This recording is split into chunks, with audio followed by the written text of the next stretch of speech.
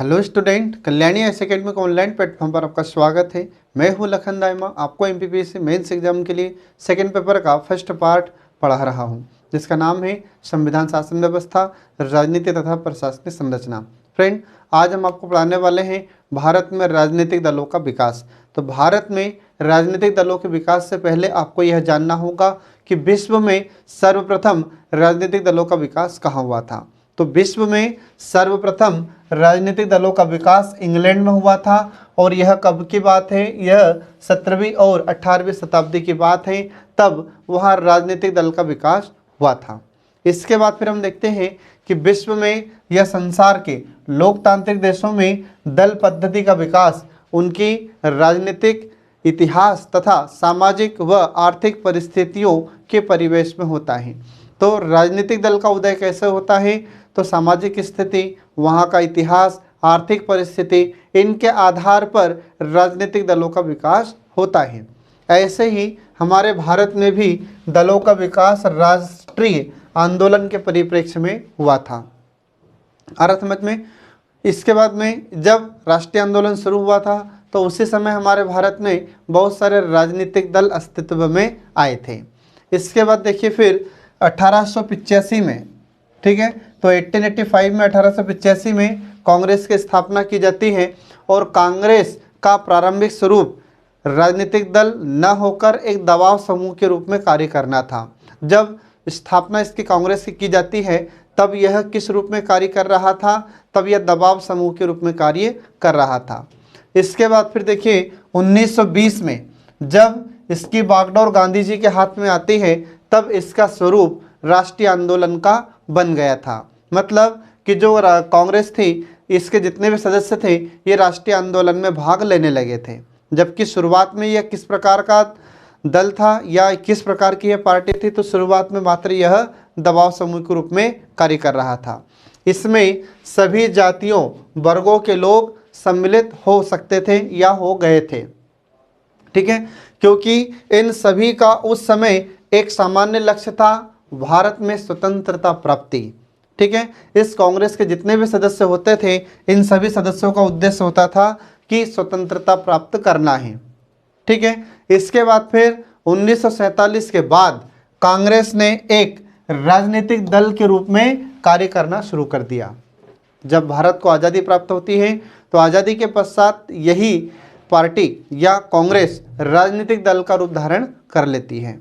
ठीक है, ये आपको ध्यान रखना है। ऐसे फिर देखिए 1906 में मुस्लिम लीग की स्थापना की गई थी, और इसका उद्देश्य मुसलमानों में ब्रिटिश सरकार के प्रति निष्ठा भाव उत्पन्न करना था तथा अपने हितों की रक्षा करना था। और बाद में इसी मुस्लिम लीग ने पाकिस्तान की मांग शुरू कर दी थी।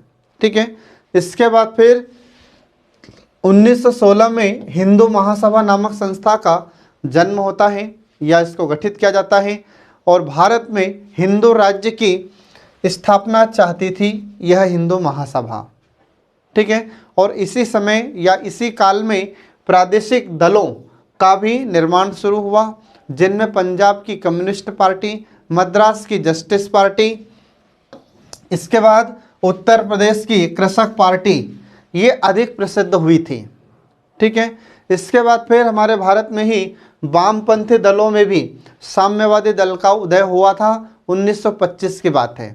तो ऐसे हमारे भारत में हम देखते हैं कि विभिन्न प्रकार के राजनीतिक दलों का उदय प्रारंभ हुआ था। ऐसे हमारे भारत में राजनीतिक दलों का विकास हुआ था। ठीक है, तो ये आपको ध्यान रखना है फ्रेंड। इसके बाद देखिए और इसमें कि स्वतंत्रता प्राप्ति के पश्चात राष्ट्रीय स्तर पर 1951 में गठित पहला राजनीतिक दल कौन सा था? तो यह पहला राजनीतिक दल था भारतीय जनसंघ। ये आपको ध्यान रखना है।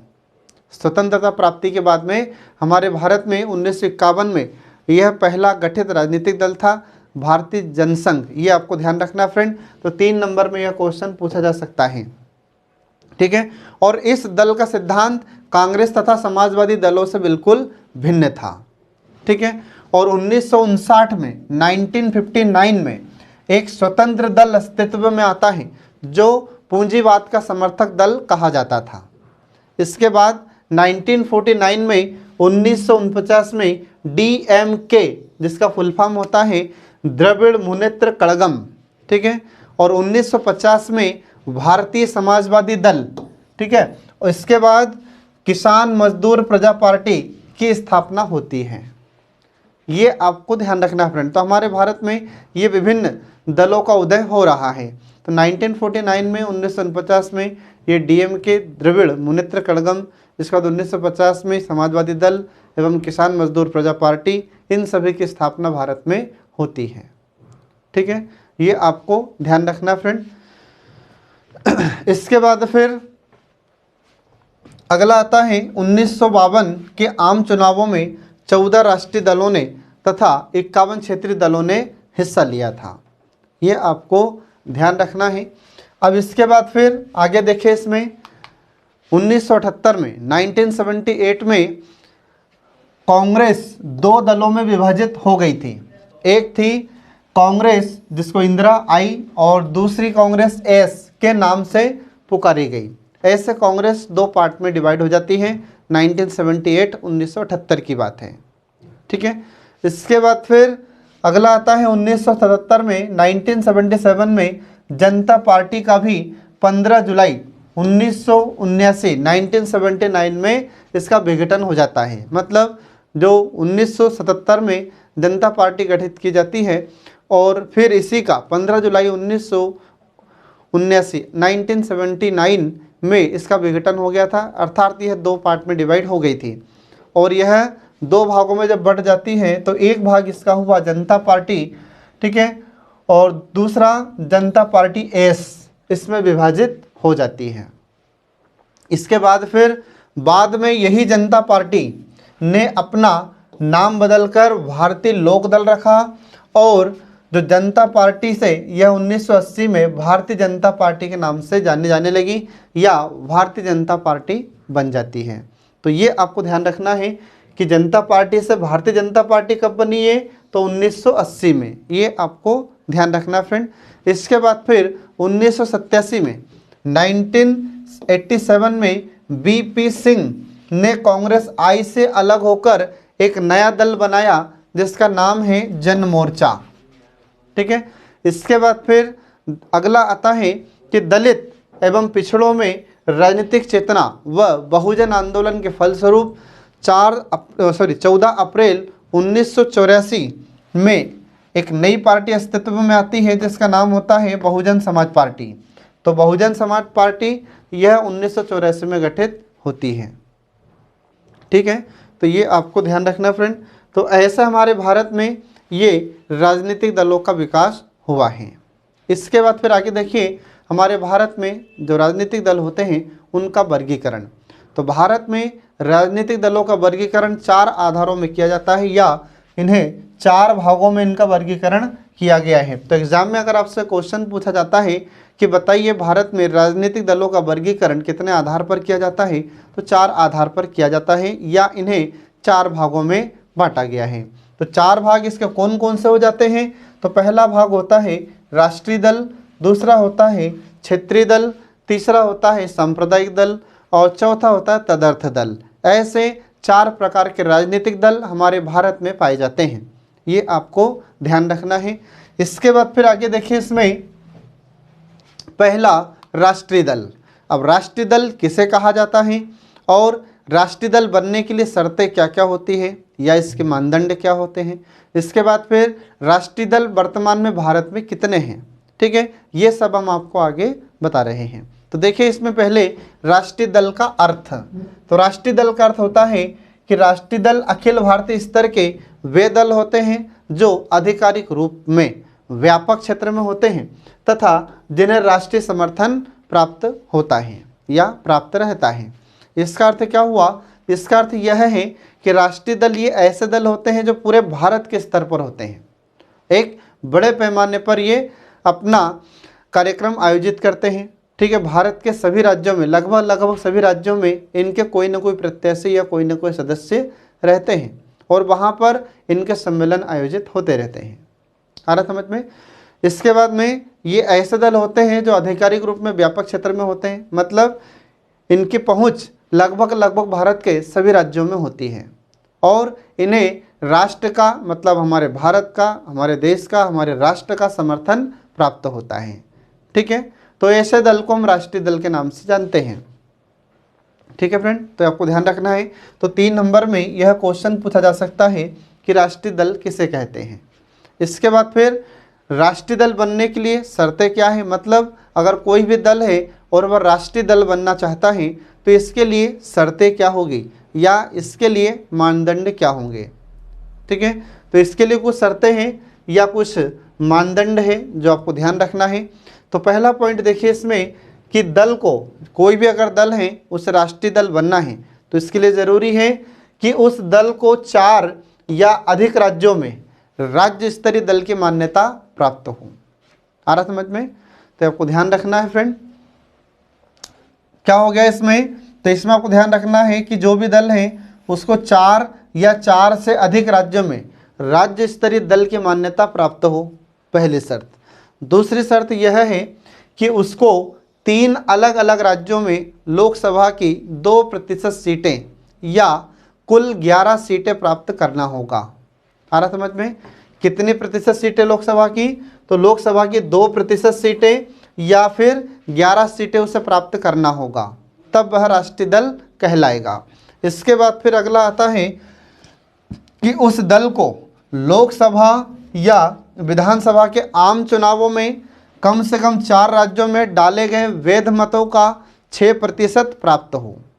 ठीक है, तथा 1 से अधिक राज्यों में लोकसभा में 4 सीटें उसने जीती हो। ठीक है, इन शर्तों का पालन जो दल इन शर्तों का पालन करता है वह राष्ट्रीय दल कहलाता है, उसे राष्ट्रीय दल की मान्यता दी जाएगी। अब भारत में वर्तमान में कितने राष्ट्रीय दल हैं फ्रेंड, तो हमारे भारत में वर्तमान में 8 राष्ट्रीय दल हैं जो आपको ध्यान रखना है। तो 8 राष्ट्रीय दल में पहला राष्ट्रीय दल देखिए भारतीय राष्ट्रीय कांग्रेस। तो भारतीय राष्ट्रीय कांग्रेस, इसकी स्थापना कब होती है, तो 1885 में इस कांग्रेस की स्थापना की गई थी। तो 1885 में कांग्रेस की स्थापना की गई थी बॉम्बे में। ठीक है, बम्बई में इसकी स्थापना की जाती है A.O. ह्यूम के द्वारा। ठीक है, तो जब इसको स्थापित किया गया था उस समय इसका उद्देश्य था कि भारतीय जनता की जो समस्या है वह जनता की समस्या को कहाँ तक पहुँचाए, अंग्रेज सरकार तक। लेकिन धीरे धीरे यह राष्ट्रीय कांग्रेस राजनीतिक दल में परिवर्तित होता चला गया। ठीक है, इसका चुनाव चिन्ह क्या है, तो इसका चुनाव चिन्ह होता है हाथ का पंजा। इसका मुख्यालय वर्तमान में कहाँ पर है, तो इसका मुख्यालय है वर्तमान में नई दिल्ली में। और इसका झंडा क्या है, तिरंगा, मतलब 3 रंग का इसका झंडा है जिसको हम तिरंगा कहते हैं। इसका अध्यक्ष कौन है, तो श्रीमती सोनिया गांधी इसके अध्यक्ष हैं। ठीक है, इसके बाद में गठबंधन, तो यह संयुक्त प्रगतिशील गठबंधन जिसको हम UPA के नाम से भी जानते हैं। इसके बाद फिर इसकी विचारधारा कौन सी है, इसकी विचारधारा क्या है, तो आज़ादी, सहिष्णुता, समानता और वैयक्तिक अधिकार, ये इस पार्टी या इस भारतीय राष्ट्रीय कांग्रेस की विचारधारा होती है। ये आपको ध्यान रखना फ्रेंड।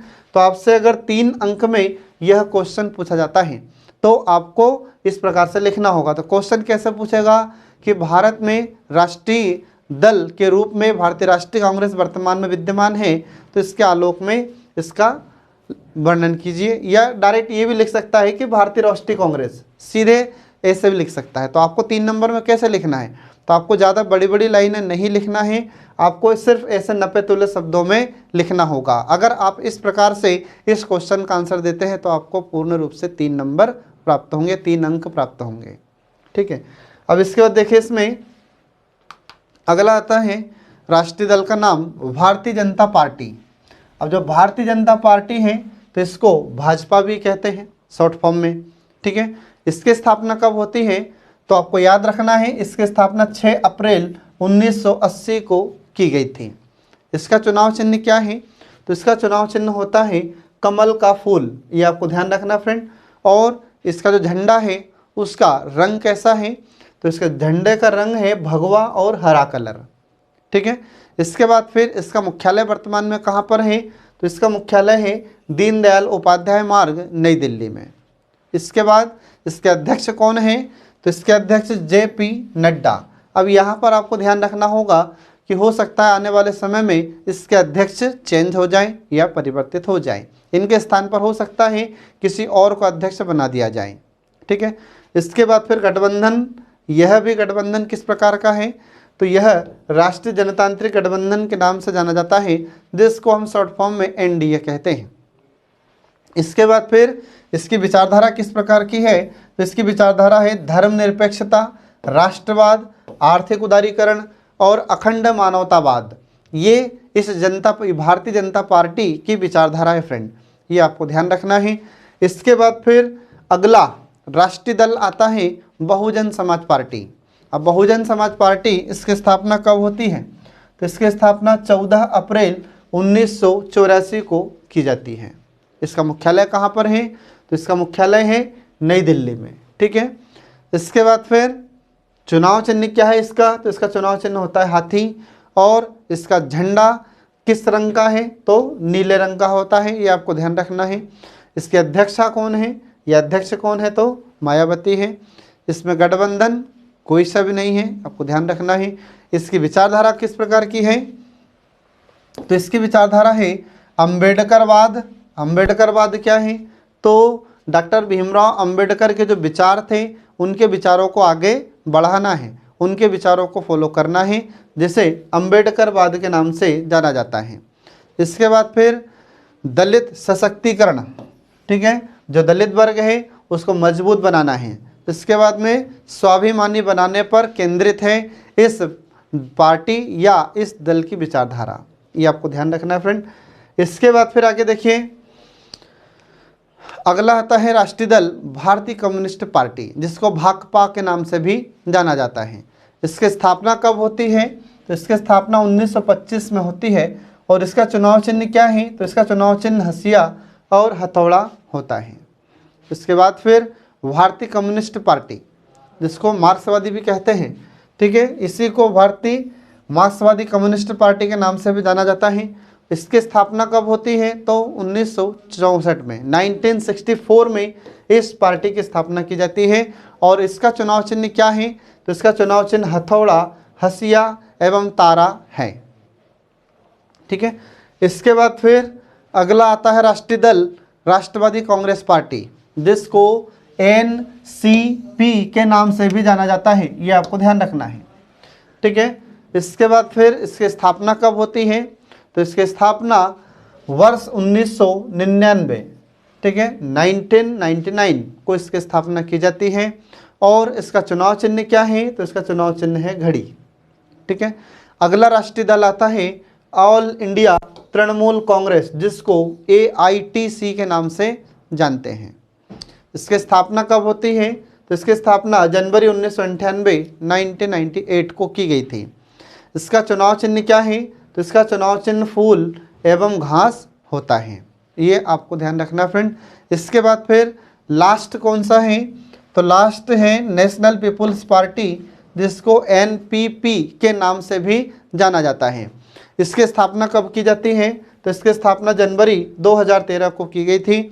और इसका चुनाव चिन्ह क्या है? तो इसका चुनाव चिन्ह है पुस्तक।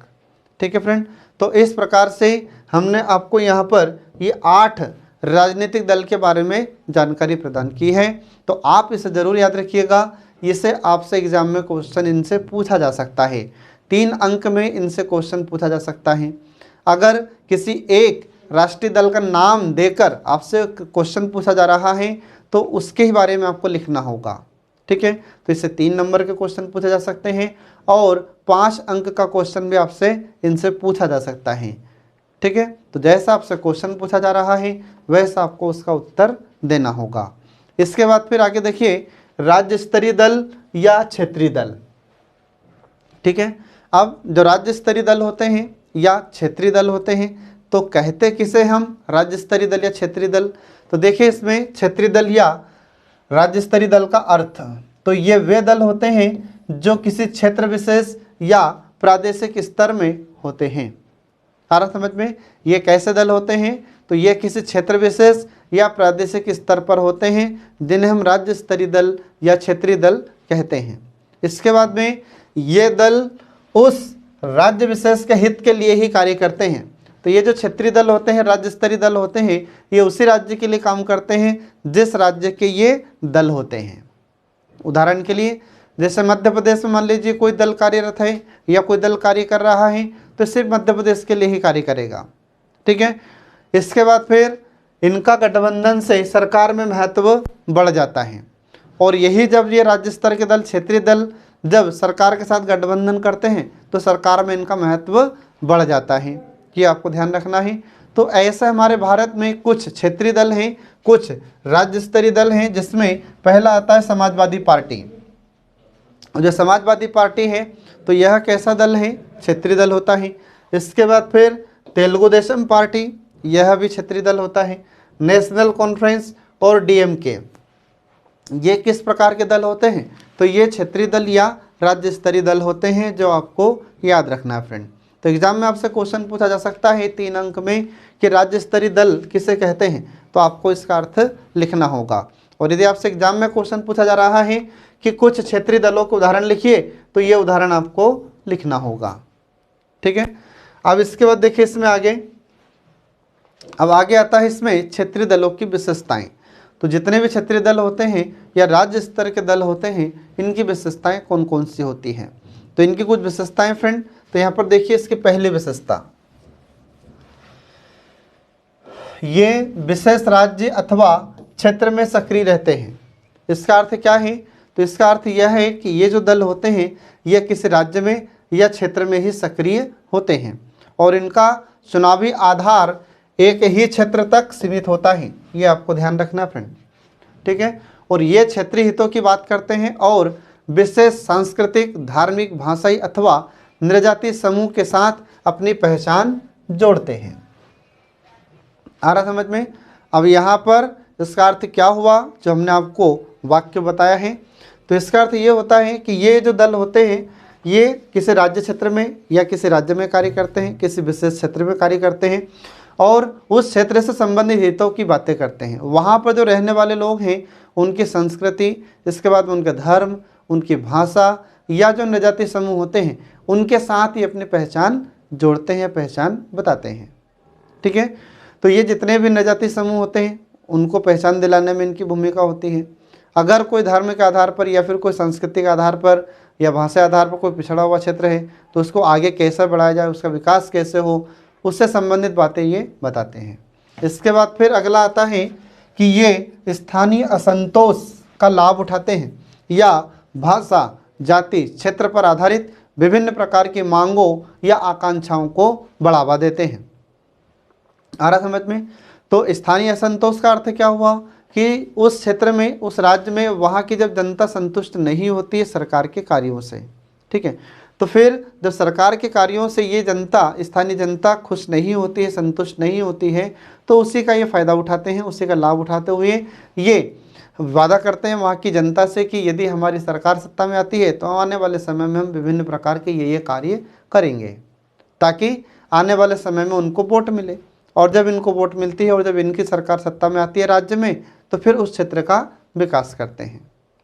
इसके बाद फिर अगला आता है कि ये स्थानीय एवं क्षेत्रीय मुद्दों पर अपना स्थान केंद्रित कर राज्य स्तर पर राजनीतिक सत्ता पर काबिज, ठीक है, राजनीतिक सत्ता पर काबिज होने का लक्ष्य सामने रखकर कार्य करते हैं।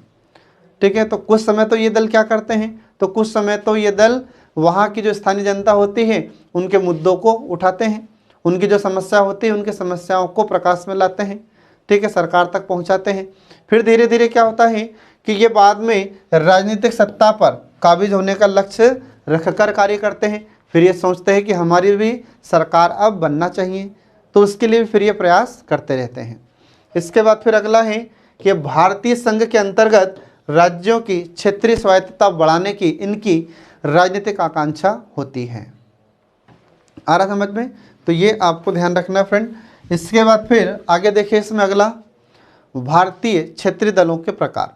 तो हमारे भारत में जो क्षेत्रीय दल होते हैं उनके कितने प्रकार होते हैं या उनका विभाजन कितने आधार पर किया गया है। तो आपको ध्यान रखना है कि भारत में क्षेत्रीय दलों के अनेक प्रकार हैं जिनका विभाजन निम्नलिखित होता है।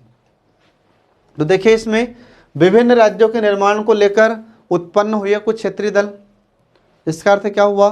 तो इसका अर्थ ये होता है कि हमारे भारत में बहुत सारे ऐसे दल होते हैं जो राज्यों के निर्माण को लेकर इनका उदय हुआ है। कई बार क्या होता है कि कुछ दल ऐसे होते हैं जो अलग राज्य की मांग करते हैं, और अलग राज्य की जब मांग पूरी हो जाती है तो वही फिर उस राज्य का प्रमुख दल बन जाता है। इसके बाद फिर ऐसे क्षेत्रीय दल जो किसी बड़े राष्ट्रीय दल से अलग हुए हों। तो कभी कभी क्या होता है कि जिस राष्ट्रीय दल में कोई भी व्यक्ति कार्य करता है, अब उसको लगता है कि यह पार्टी हमारे लायक नहीं है, और या फिर वह व्यक्ति जब पार्टी से असंतुष्ट होता है तो फिर वह क्या करता है, उस राष्ट्रीय दल से अलग होकर एक अपना दल बना लेता है, जिसके कारण वह क्षेत्रीय दल का रूप धारण कर लेता है। इसके बाद फिर अगला है क्षेत्रीय अस्मिता या अस्मिता और क्षेत्रीय पहचान बनाए रखने वाले दल। तो कुछ दल ऐसे होते हैं जो अपनी क्षेत्रीय प्रतिष्ठा, अस्मिता का अर्थ होता है प्रतिष्ठा, ठीक है, तो क्षेत्रीय प्रतिष्ठा और क्षेत्रीय पहचान बनाए रखने वाले होते हैं।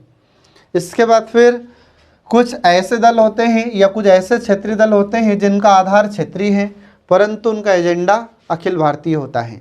तो कुछ ऐसे दल होते हैं जो उनका आधार तो क्षेत्रीय होता है परंतु भविष्य में उनका अखिल भारतीय दल बनने का प्रयास होता है, ठीक है, वे प्रयास करते हैं कि आने वाले समय में अखिल भारतीय स्तर का दल बन जाए, ये उनकी हमेशा कोशिश रहती है। इसके बाद फिर अब आगे देखिए फ्रेंड, इसमें भारत में क्षेत्रीय दलों के उदय के कारण। तो हमारे भारत में जितने भी क्षेत्रीय दल हैं इनका उदय किस प्रकार से होता है? तो देखिए इसमें भारत में क्षेत्रीय दल के उदय के कुछ कारण हैं जो इस प्रकार हैं।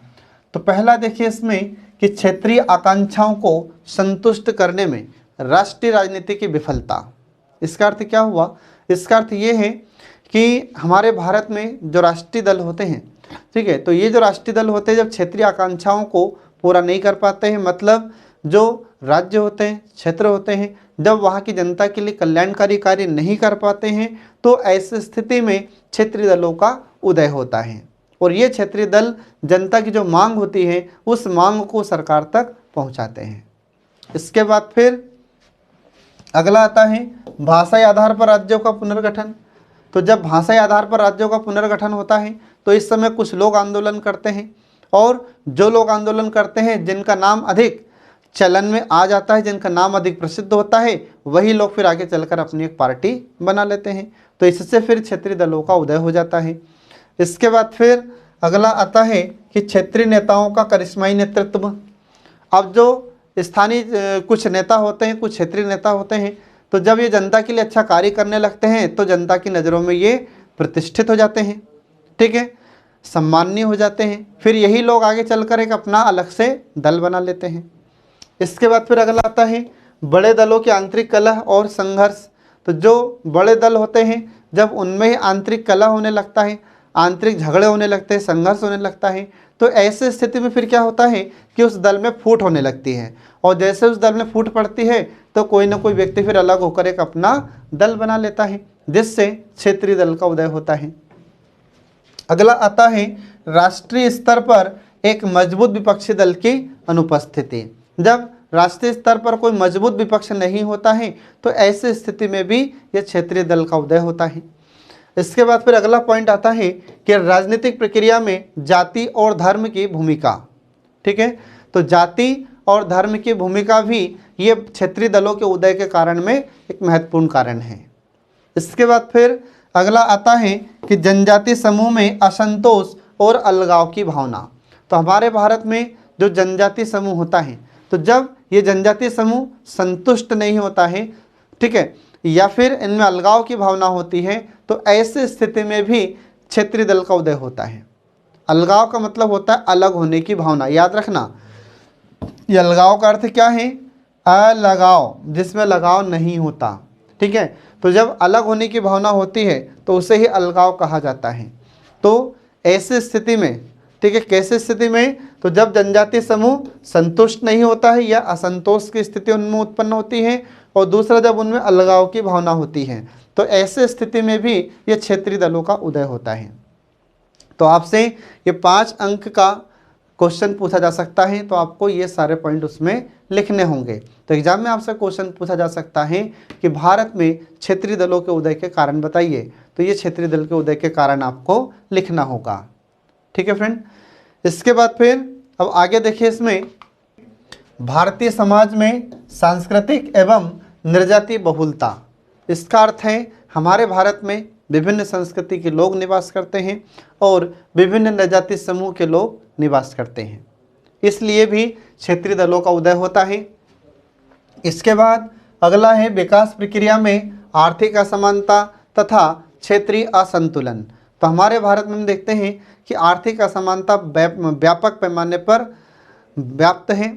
आप जानते हैं इसके बारे में, जैसे हमारे भारत में कहीं पर कुछ लोग अमीर हैं तो कुछ लोग गरीब हैं, कोई सा राज्य विकसित है तो कोई सा राज्य पिछड़ा हुआ है। ठीक है। और क्षेत्रीय असंतुलन की स्थिति भारत में पाई जाती है, जिसके कारण क्षेत्रीय दलों का उदय होता है।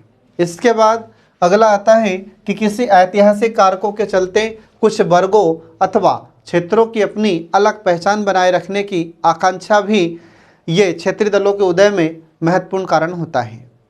आ रहा समझ में? तो कई बार क्या होता है, जैसे मान लीजिए कि कोई राजा महाराजा का कोई भी परिवार रहा है, तो उस परिवार के लोग फिर एक अपना अलग से दल बनाते हैं, वे भी सत्ता में आना चाहते हैं, वे भी अपनी सरकार बनाना चाहते हैं।